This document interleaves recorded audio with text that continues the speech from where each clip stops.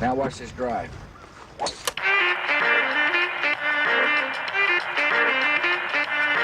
Yo, I am not to be fucked with, especially when I'm back on my funk shit.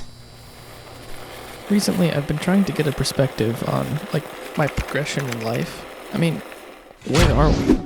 We're like this burning ember screaming through time and space, and I'm realizing that what we do, our decisions, and what we did in the past affect the trajectory of that. So I'm looking back at some photos and realizing that former me created this. So, to that little kid who chose making things in the shed instead of Mario Kart, to that 13-year-old who always had a camera around his neck, to the high school kid who dreamed of being a filmmaker. There's gonna be some of this in the near future. Hopefully that will be somewhere in the future. This one is for you. Now, here you are, you're 22, and you've realized that your passion attracts other passionate people, like incredible drone pilots, internationally published cinematographers, professional van dwellers, people you've never met before, and all of that excitement for life compounds, and the result is almost always one hell of a good time.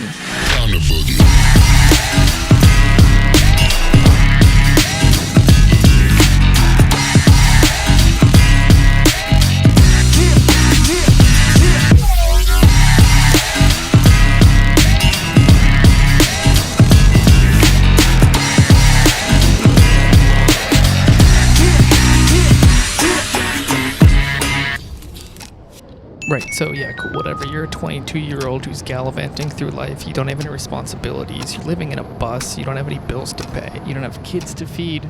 Why should I listen to you? Okay, well, here's the rub.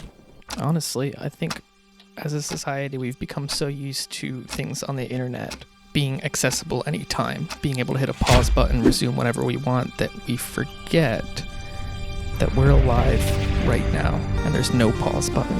And there's a fuse on that burning ember that's flying through space and time. If you're lucky, you'll get 28,000 days. That's it, game over. Maybe you get reincarnated as a fly and eaten by a lizard 50 times before you get another good shot, if that's your thing. But what I'm trying to say is, as you ramble on through life, brother, be conscious of the decisions you make, because they affect the direction of that burning ember.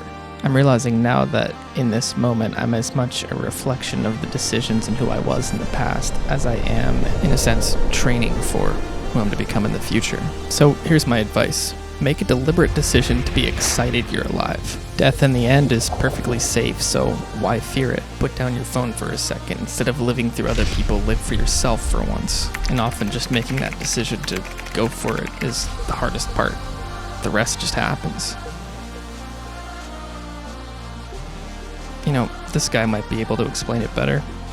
Let's have a dream which isn't under control. Well, something is going to happen to me that I don't know what it's going to be. Hey guys, I am Judson. I am vlogging my life now. Then you would get more and more adventurous, and you would make further and further out gambles as to what you would dream. And finally, you would dream where you are now. You would dream the dream of living the life that you are actually living today.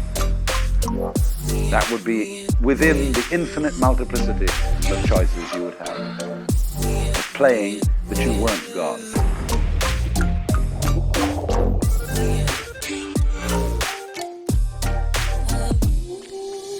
Maybe I'm just thinking too much.